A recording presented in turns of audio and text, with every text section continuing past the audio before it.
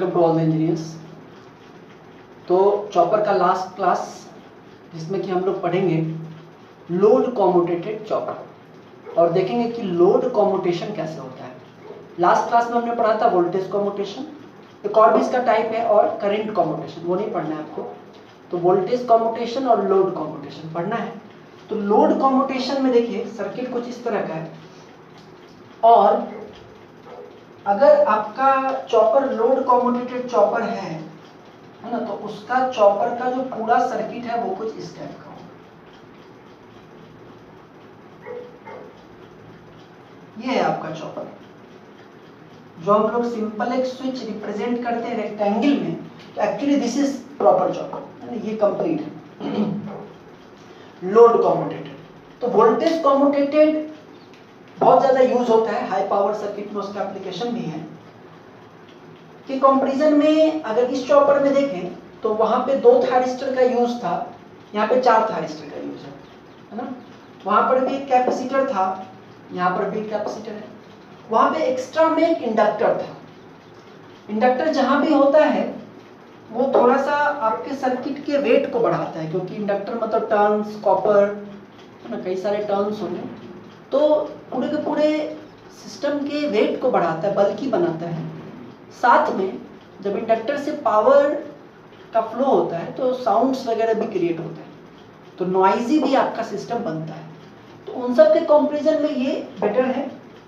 इसमें इंडक्टर नहीं है, सिर्फ कैपेसिटर के ही थ्रू सारा काम होगा। जो वहां हुआ वो यहाँ भी होगा। तो देखिए इसको, इसके ऑपरेशन को समझिए। इसमें 4 थायरिस्टर हैं, T1, T2, T3, T4 और C एक कैपेसिटर है। बाकी तो सारी चीजें वही हैं। इसके भी वर्किंग को हम लोग समझेंगे 3 मोड में। मोड 1 जो कि 0 से समथिंग सपोज T1 तक होगा, फिर मोड 2 जो T1 से T2 तक होगा, और मोड 3 जो कि T2 से T3, वो तो देख लेंगे। तो फर्स्ट मोड का ऑपरेशन देखते हैं। मोड 1 0 से T1 के बीच का, जैसा कि हमने वोल्टेज कॉम्यूटेटेड में भी देखा था, कैपेसिटर की पोलैरिटी एक डिजायर्ड थी। उसमें था कि ऊपर में प्लस होना चाहिए, नीचे में माइनस होना चाहिए, वोल्टेज VS होना चाहिए, जो कि ऑपरेशन के बाद आ भी जाता था। वो भी हम देखे थे कि वो आ जाता है, वो ऑटोमेटिकली आ जाता है। यहाँ पे लोड कॉम्यूटेड में भी ये डिजायर्ड है। ये जो कैपेसिटर है, इसका नीचे वाला प्लेट पॉजिटिव होना चाहिए, ऊपर वाला प्लेट निगेटिव होना चाहिए, और वर्किंग को स्टार्ट करने से पहले इसका वोल्टेज VC का वैल्यू VS के बराबर होना चाहिए। अगर नहीं है तो आप इसको चार्ज कीजिए बाय एनी मीन्स, कुछ भी व्यवस्था करके। लेकिन अभी हम लोग देखेंगे इसकी वर्किंग में कि फाइनली एक पूरे साइकिल के लास्ट में आपको ये मिल जाएगा, है ना, और फिर से आप इसको साइकिल कंप्लीट कर सकते हैं। यानी कि अभी जब हम मोड 1 स्टार्ट कर रहे हैं तो हम ये मान रहे हैं कि यहाँ पे नीचे प्लस है, ऊपर माइनस है, और कैपेसिटर के cross voltage VC equal to VS है ना। मतलब मोड 1 स्टार्ट करने से पहले हम ये मान रहे हैं कि VC का वोल्टेज VS है। ठीक है, अब समझिए बात। यहां VS है तो यहां पर तो VS है, ठीक है, और ये VC जो है इसकी वैल्यू VS है, और इधर प्लस है। इसका मतलब इस पॉइंट के कंपैरिजन में इस पॉइंट का वोल्टेज VS है। तो अगर इस पॉइंट का वैल्यू 0 है तो यहां का वैल्यू क्या होगा, VS होगा। ठीक है, और लोड इस सबसे कनेक्टेड है। अगर कुछ भी नहीं है तो यहां भी 0 होगा, ग्राउंड से कनेक्टेड, यहां भी 0 होगा, और यहां भी 0 है। समझिए ध्यान से, यहाँ भी 0 क्योंकि ये ग्राउंड से कनेक्टेड है डायरेक्टली, मतलब या इधर से देख लीजिए जो भी है। आप कहेगा सर E है तो ठीक है, E मान लो, है ना। E भी अगर माने तो ये, अब E क्या होता है, E होता है कि जो आपके जो मोटर है उसके वाइंडिंग में EMF इंड्यूस। तो अभी तो इसमें कोई करंट ही नहीं दिया है, तो वाइंडिंग में EMF इंड्यूस नहीं है, ठीक है ना। तो ये 0 है, ये 0 है, यहाँ भी 0। तो ये जो T4 है आपका, ये रिवर्स बायस है एक तरह से। सिमिलरली अगर T3 को देखिए तो यहाँ Vs और यहाँ भी Vs, तो T3 के भी वोल्टेज पोटेंशियल डिफरेंस कितना होगा, Vs माइनस Vs जीरो ही हो जाएगा। यानी T4 और T3 दोनों रिवर्स बायस है और दोनों के क्रॉस वोल्टेज कितना है, जीरो है। और अगर T1 और T2 को देखें तो T1 को देखिए इधर Vs है इधर जीरो है, फॉरवर्ड बायस। T2 को देखें इधर Vs है इधर जीरो है, फॉरवर्ड बायस। तो T1 T2 आपको फॉरवर्ड बायस है, T3 T4 जीरो वोल्टेज पर है, ठीक है। अब मोड 1 में हम लोग G1 G2 को एक साथ पल्स देंगे, है ना। मोड 1 में G1 G2 को हम लोग एक साथ पल्स देंगे और पल्स देते ही क्या होगा वो देखिए। जैसे ही हम लोग पल्स देंगे कुछ चीजें चेंज होंगी, क्या होगा देखिए। जैसे ही पल्स देंगे ये तो ऑन हो जाएगा, सिमिलरली ये भी, ठीक है, ये ऑन हो गया। समझिए जरा, यानी VT1 VT2 जीरो हो गया, ठीक है। अब देखिए, अब जरा आगे बढ़ने से पहले हम लोग चेक करें कि जैसे ही हमने इसको पल्स दिया वैसे ही पहले ये चेक करते हैं कि T3 और T4 की वैल्यू क्या होगी, ठीक है। देखिए जरा, यहाँ Vs है तो यहाँ भी Vs होगा, करेक्ट। और ये जो कैपेसिटर है इसका वोल्टेज इधर माइनस इधर प्लस Vs, मतलब ये पॉइंट इससे Vs ज्यादा होगा। तो यहाँ पर ऑलरेडी Vs है तो यहाँ हो जाएगा 2Vs, ठीक है। यहाँ 2Vs, यहाँ शॉर्ट है तो यहाँ भी 2Vs। अब देखिए T1 और T2 तो शॉर्ट है, वोल्टेज जीरो, लेकिन T3 के क्रॉस वोल्टेज कितना हो गया, इधर Vs इधर 2Vs, मतलब ये रिवर्स बायस है। पोटेंशियल डिफरेंस कितना, माइनस, मतलब Vs से रिवर्स बायस है, मतलब एक्चुअली में इसकी वैल्यू कितनी है, माइनस Vs। जैसे ही हम लोग पल्स देंगे T1 T2 ऑन, वैसे ही आपका T3 जो है वो रिवर्स बायस हो जाएगा माइनस Vs से, और सिमिलरली जो T4 है ये भी रिवर्स बायस हो जाएगा क्योंकि यहाँ Vs यहाँ 2Vs माइनस Vs है। तो VT3 VT4 VT1 VT2 का जैसा वोल्टेज चलेगा, मतलब T1 T2 का दोनों सिमिलर चलेगा और T3 T4 का सिमिलर चलेगा। अब क्या होगा, अब यहां से करंट ऐसे आएगा, इधर तो जाएगा नहीं, इधर जाएगा, इधर जाएगा, इधर तो जाएगा नहीं, इधर आएगा, कैपेसिटर से जाएगा, फिर इधर जाएगा, इधर जाएगा और लोड में जाएगा, यानी कि लोड को करंट मिलना चालू हो जाएगा। एक एक करके अगर चीजों को देखें तो देखिए Vc की वैल्यू क्या होगी वो देखेंगे, V आउटपुट क्या होगा, दैट इज इंपॉर्टेंट। यहाँ का जो वोल्टेज होगा वही V आउटपुट होगा। यहाँ का वोल्टेज कितना है, 2Vs। आप ऐसे भी देखिए, यहाँ Vs है और यहाँ भी Vs, और ये दोनों सीरीज में, ये और ये दोनों, क्योंकि ये सब ऑफ है तो सिर्फ इधर से कंडक्शन हो रहा है। तो V आउटपुट जो होगा वो एकाएक बढ़ के हो जाएगा 2Vs, जैसा कि वोल्टेज कम्यूटेटेड में भी हुआ था। तो 2Vs होगा स्टार्टिंग में, ठीक है। और जब करंट का फ्लो आगे बढ़ेगा तो ये जो कैपेसिटर है ये धीरे धीरे डिस्चार्ज होगा, क्योंकि प्लस माइनस इधर है, करंट दे रहा है तो कैपेसिटर की वैल्यू डिस्चार्ज होगी। एक और बात, आई आउटपुट की वैल्यू जैसा हम लोग जानते हैं इंक्रीज होगी लिनियरली, इंडक्टर है। लेकिन फिर से जैसे हम लोगों ने वोल्टेज कम्यूटेटेड में इसको कांस्टेंट माना था, तो लोड कम्यूटेशन में भी इसको हम लोग कांस्टेंट ही मानते हैं, ठीक है। अब देखिए, यानी कि Vc की जो वैल्यू है वो धीरे धीरे डिक्रीज होगी। क्यों डिक्रीज होगी, क्योंकि धीरे धीरे ये डिस्चार्ज होगा, और डिक्रीज होगी, कैसे डिक्रीज होगी, लीनियरली डिक्रीज होगी, क्योंकि ये सिर्फ, क्योंकि इस सर्किट में देखिए करंट जो होगा वो सिर्फ C और L के कारण नहीं है, CB है, RB है, LB है, EB है, देयर आर मेनी थिंग्स। तो इसका वोल्टेज डिक्रीज होगा लीनियरली, और आप जैसे समझ सकते हैं वोल्टेज पहले डिक्रीज होगा, जीरो होगा, फिर अपोजिट डायरेक्शन में चार्ज भी होगा, है ना, क्योंकि पहले इधर से डिस्चार्ज होगा, फिर जीरो होगा, फिर यहाँ प्लस और माइनस चार्ज भी होना स्टार्ट होगा।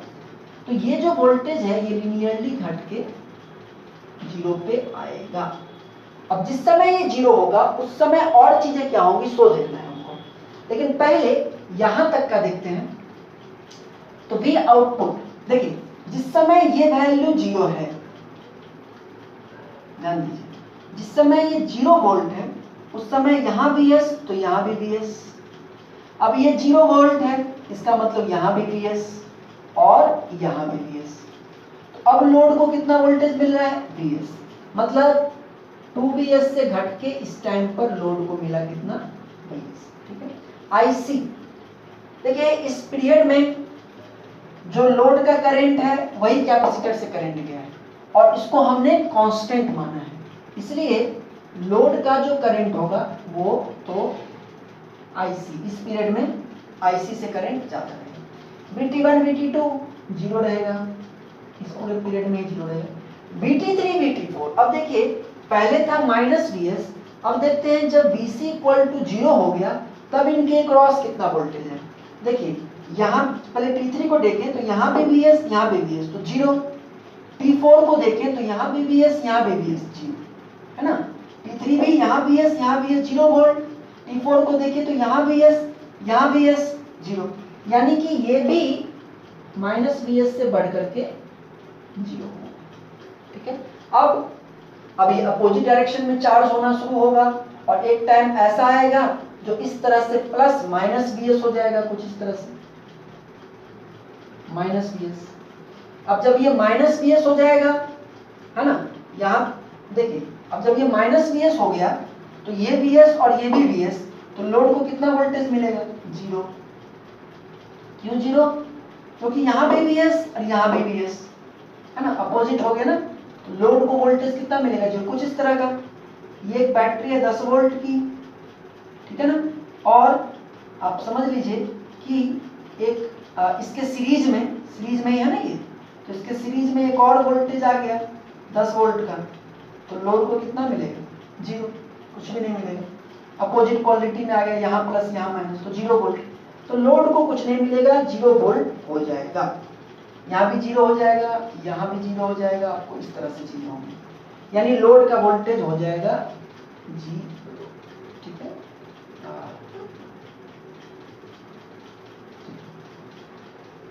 ठीक है, आईसी से करंट भी क्या हो जाएगा जीरो। VT1 VT2 देखते हैं अभी। VT3 VT4 जब यहाँ पे 0 वोल्ट हो गया, ये प्लस माइनस Vs हो गया, यहाँ पे 0 वोल्ट हो गया, तो VT3 के क्रॉस वोल्टेज कितना है, इधर Vs इधर 0 फॉरवर्ड वाइज, और VT4 देखिए इधर Vs इधर 0 फॉरवर्ड वाइज। ये फॉरवर्ड वाइज हो चुके हैं लीनियरली यहाँ पर प्लस Vs, सारा कुछ हो गया। आई नॉट तो है, ये कंडीशन आपका कुछ इस तरह का है कि आउटपुट वोल्टेज जीरो हो चुका है। VT1 VT2 आप देखिए, VT1 के भी क्रॉस वोल्टेज कितना है जीरो, पोटेंशियल रिवर्स बायस हो जाएगा जीरो जीरो। और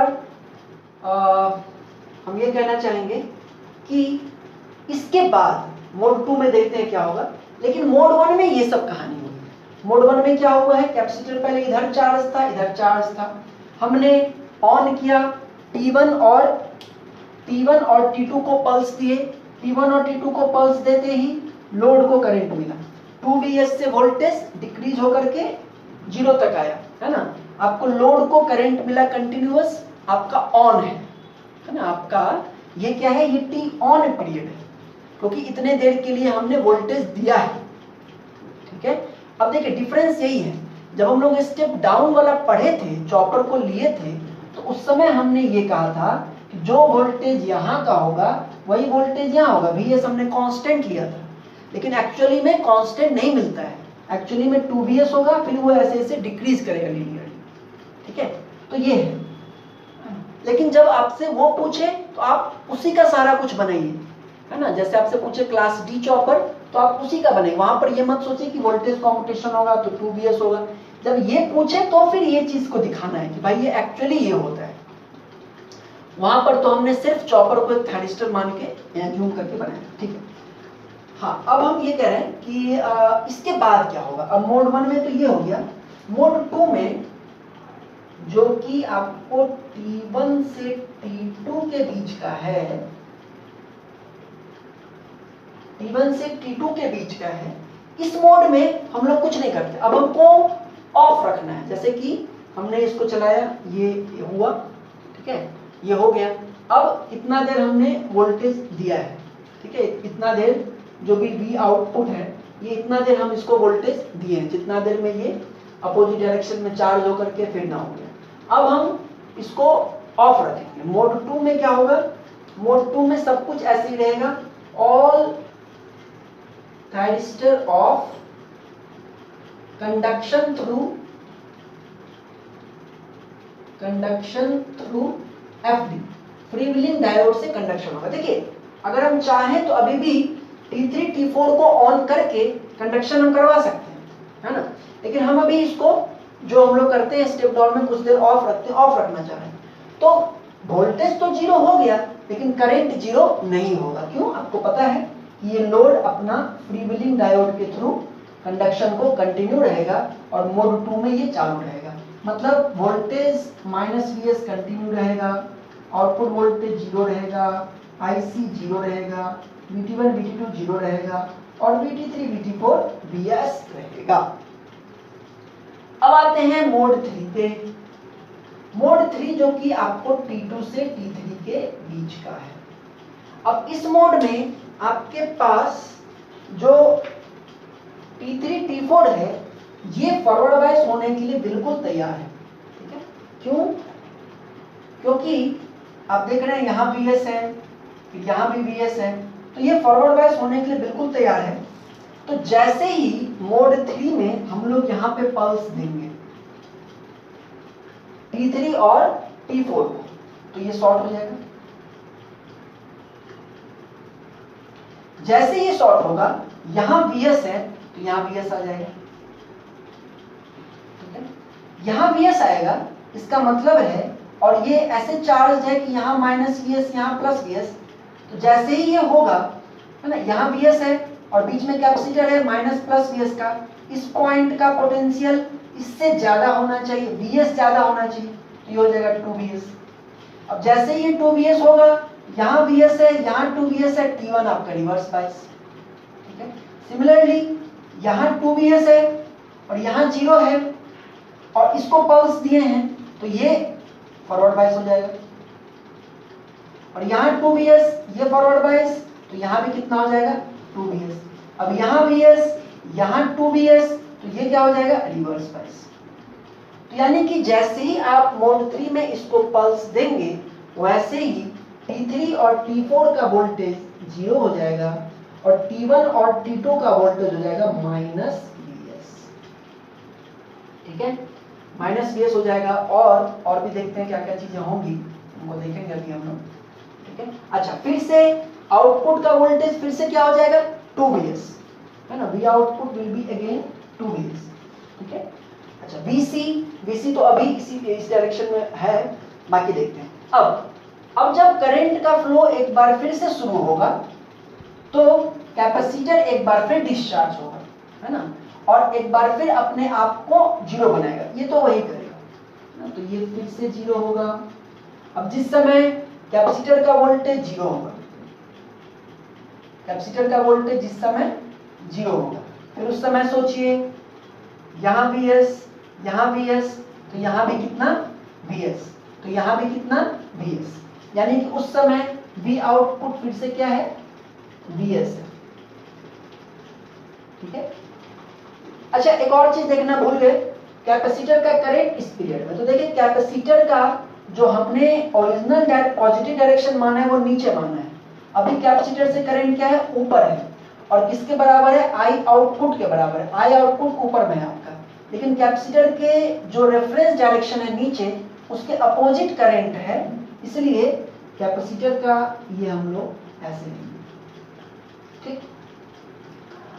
और जो आपका VT3 और VT4 है, ये तो जीरो ही रहेगा। VT1 VT2 देखते हैं जब कैपेसिटर का वोल्टेज 0 हुआ, उसमें VT1 VT2 कितना है? तो देखिए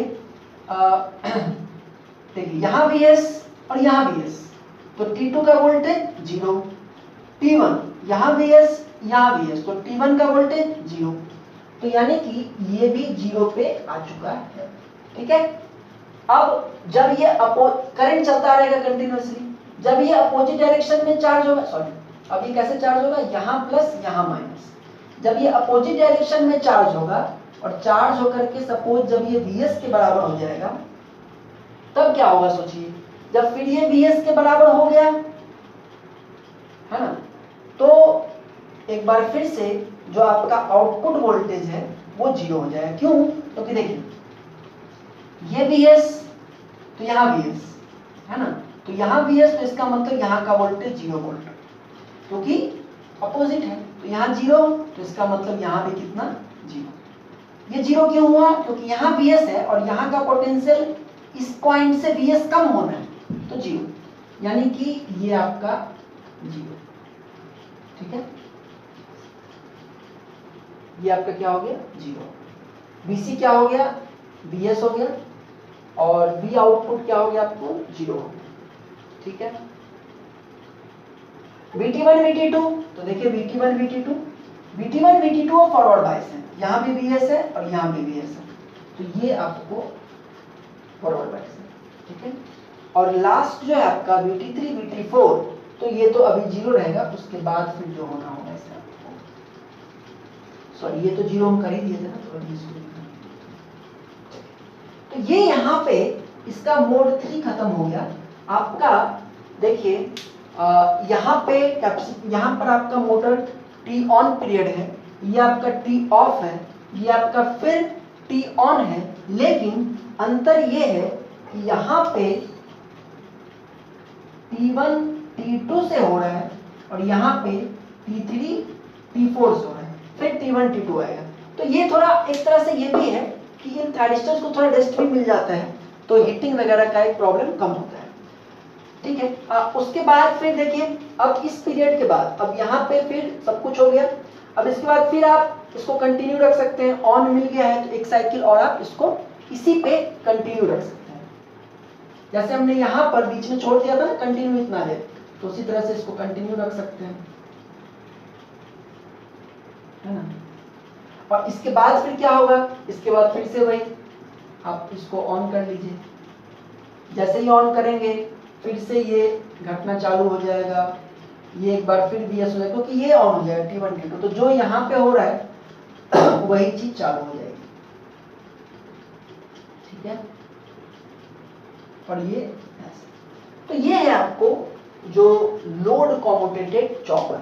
यहाँ पे भी वही हो रहा है कि ऑटोमेटिकली कैपेसिटर के वोल्टेज खुद से इस तरह से एडजस्ट हो जा रहा है कि आपका जो थायरिस्टर्स हैं वो ऑटोमेटिकली रिवर्स बायस्ड हो जा रहे हैं, ऑफ हो जा रहे हैं। ठीक है, तो ये आपको लोड कॉम्यूटेटेड चॉपर खत्म हुआ और इसी के साथ चॉपर सेक्शन आपका खत्म हो गया। ठीक है, तो थैंक यू वेरी मच, अच्छे से तैयारी कीजिए और एग्जाम दीजिए। Best of luck.